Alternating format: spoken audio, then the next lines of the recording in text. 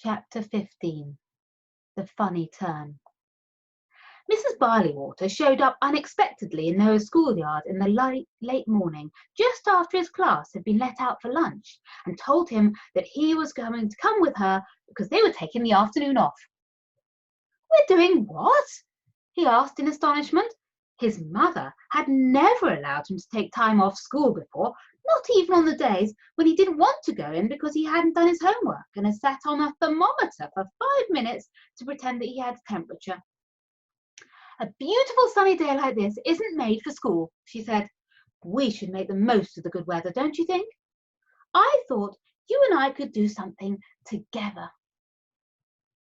"But I have double maths in the afternoon," said Noah. "So, do you like double maths?" "No," he admitted, "not even a little bit." "Well then, come on, let's go." "But my bag and my books," he said, looking back towards the classroom and the headmaster, Mr. Tushingham, who was marching their way with an outraged expression on his face. "They'll all be there tomorrow," she said. "Quick, now, before we're caught." They ran out of the school gates, hand in hand, as Mr. Tushingham chased them to the car park, not liking what he was seeing one little bit. And he called out Noah's mother's name as loud as he could, sending the birds flying from the branches of the trees in fright. But she pretended not to hear him as she switched on the ignition and pulled out. And they would have made it too, only Mr. Tushingham practically threw himself on the front windscreen, so she had little choice but to stop and roll down the window with a sigh. "Mrs. Barleywater," the headmaster said, panting and gasping for breath, for he looked like he hadn't taken any exercise since he was about Noah's age. "What on earth do you think you're doing? It's the middle of the school day. You can't just drive off with the boy." "But the sun's out," she said, looking up at the sky where the clouds had parted and a blanket of pale blue stretched into infinity above them. "It's a sin to be stuck indoors on a day like this." "But it's against the rules," protested Mr. Tushingham. "Whose rules?" asked Noah's mum. "The school rules," he replied. "My rules." "Oh, never mind about them," she said, dismissing all this nonsense with a wave of the hand. "Why don't you jump in the back seat too, Mr. Tushingham? You can come with us if you like." "No? Are you sure? All right then. Goodbye."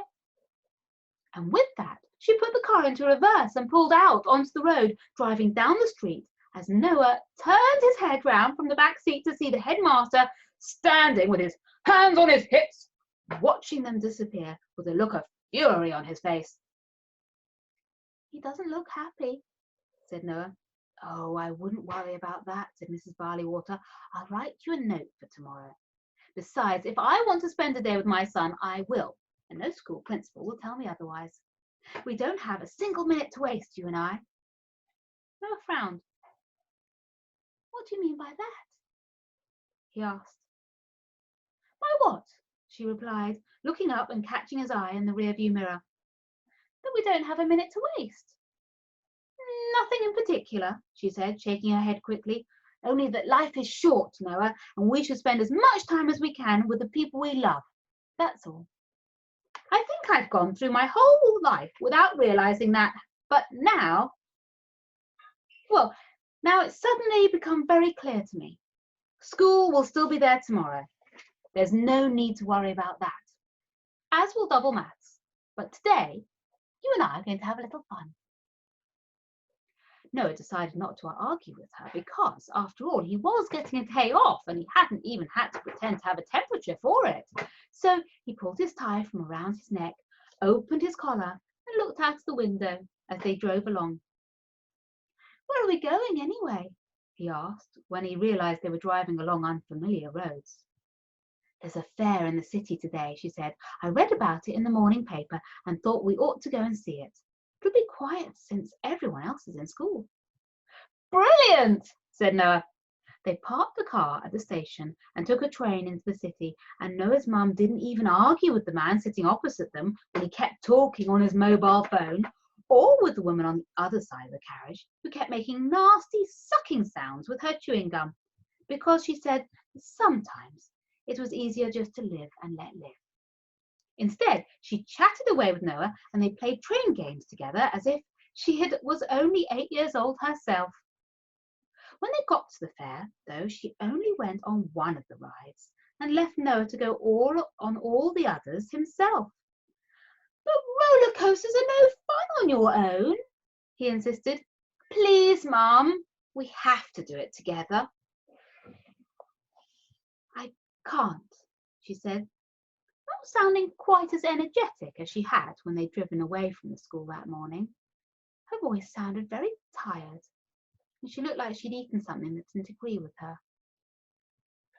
"I'm not feeling very well, Noah, but look, we're here to enjoy ourselves, and I don't want to spoil it for you. Go ahead, you can have fun for both of us." "We could sit down for a few minutes if you want," suggested Noah, pointing towards an empty bench behind them. "Then go on something else together. You might feel better after a break." "It's probably best if you go on the roller coaster alone," she said. "I'll watch you from down here. I promise. I'll wave up at you. Afterwards, I'll try one of the other rides with you if I'm feeling up to it." Noah wasn't very pleased with this, but he didn't want to miss out on a journey to Space Mountain. So the next time it stopped to let passengers on, he climbed into the front, hoping he wouldn't be left alone in it, as he'd slide across the seat when the roller coaster turned on its side. But then a little girl of his own age stepped in beside him, finishing some candy floss as the attendant pulled the bar down in front of them. "Hello," said Noah, trying to be friendly. "I'm Noah Barleywater." "I'm sorry," said the little girl, giving him a sickly smile. "Only I'm not supposed to talk to strangers."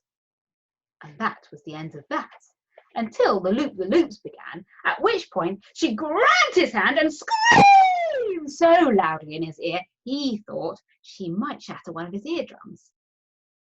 The roller coaster had been going much too fast for him to see whether his mum had been watching from the ground or not, and when he got off after 3 goes round, he was staggering a little from left to right, like his Uncle Teddy did every Christmas night when he left the house to make his way home. And when Noah finally got his balance back, she was nowhere to be found. He looked on either side, in front, and behind, up and down the street, and frowned, biting his lip, wondering where she might have got to.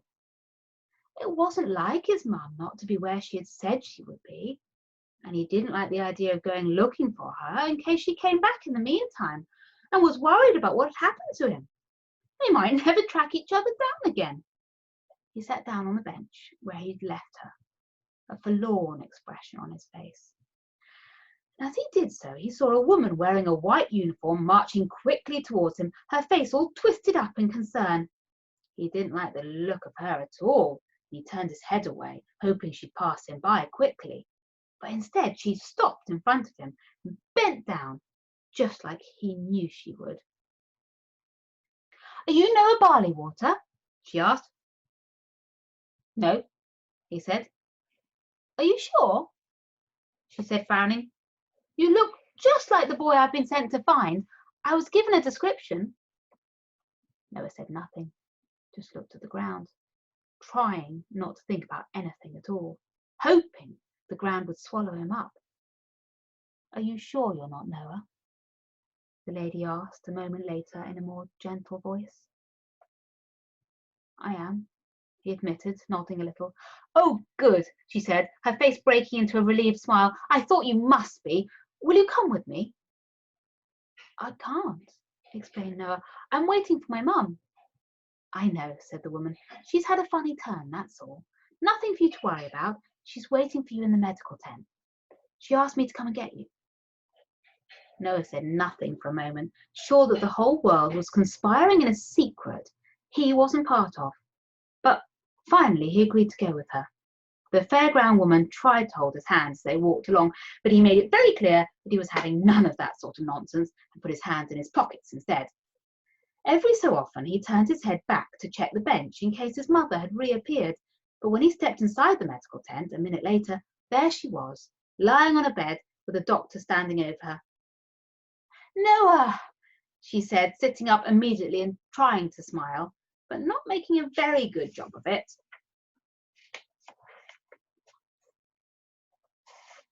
An empty bench.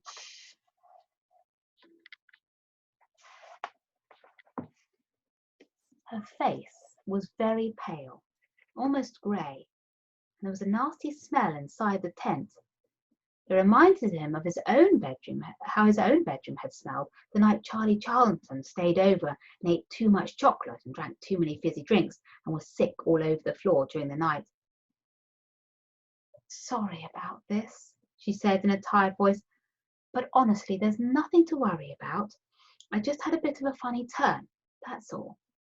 It must have been all that candy floss." "But you didn't have any candy floss," said Noah, staring at her, keeping a certain distance between them now. They didn't take the train back home that evening, which was a shame, as Noah quite liked trains. Instead, they stayed in the tent for another 3 hours, until Noah's dad arrived with the car and took them home again. They were very quiet in the car during that journey home. Noah most of all.